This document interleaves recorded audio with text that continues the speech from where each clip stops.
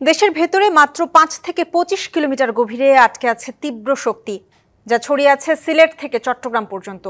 ওই জোনে জমা থাকা শক্তির ৭০ ভাগও যদি একসাথে বেরিয়ে আসে, তাহলে হতে পারে ৮ থেকে ৯ মাত্রার ভূমিকম্প।